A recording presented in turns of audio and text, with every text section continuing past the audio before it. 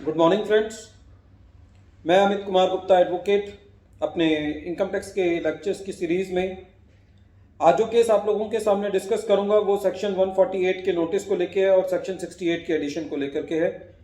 Matter Delhi ITAT ने decide किया।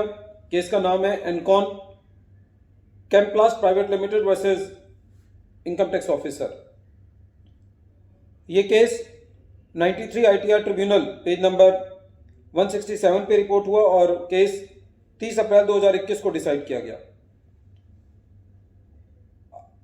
इस केस में एसएससी ने 45 लाख रुपए की शेयर कैपिटल जो है वो अपनी बुक्स में एसएससी लेके आया था। बाद में किसी एंट्री ऑपरेटर की स्टेटमेंट के बिहाफ पे एसएससी का केस रीओपन किया गया सेक्शन 148 के अंदर। असेसिंग ऑफिसर ने एसएससी की एडिशन कर दी, ये कहते हुए कि ये इन्वेस्टमेंट बोगस है।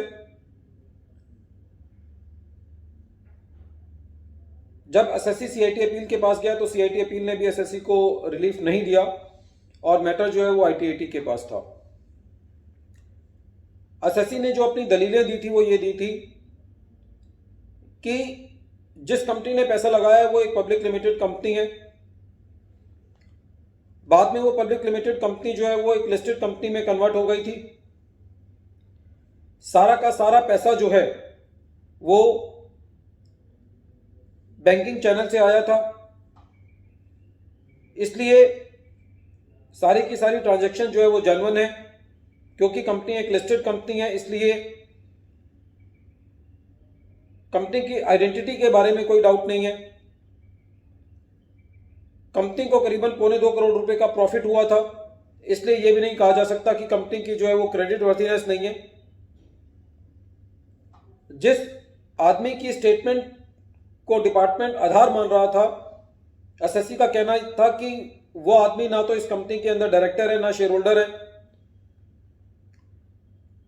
और जो भी एसएससी ने डॉक्यूमेंटेशन असेसिंग ऑफिसर को दिया था, असेसिंग ऑफिसर साहब उन डॉक्यूमेंटेशन के अगेंस्ट कोई भी ऐसा एविडेंस प्रोड्यूस नहीं कर पाए थे कि वो डॉक्यूमेंट्स गलत हों। एसएससी का यह कहना था कि साहब जिस आदमी की स्टेटमेंट के बेसिस पर आपने मेरा एडिशन प्रपोज किया है, मुझे उसको क्रॉस एग्जामिन का मौका दिया जाना चाहिए।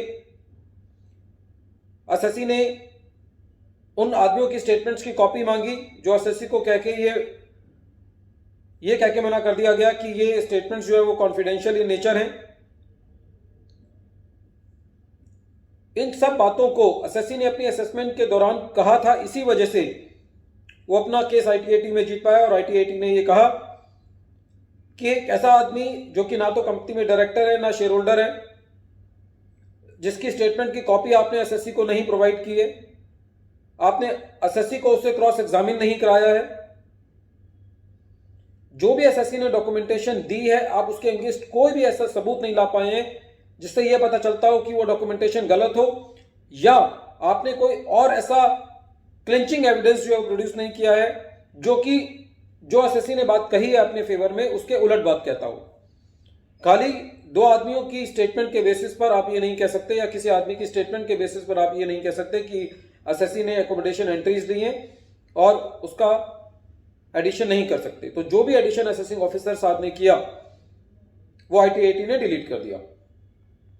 एसएससी इस केस के अंदर सेक्शन 148 के नोटिस को भी चैलेंज कर रहा था और ये कह रहा था कि ये नोटिस जो है वो वैलिड नहीं है, जुरिस्डिक्शन में नहीं है।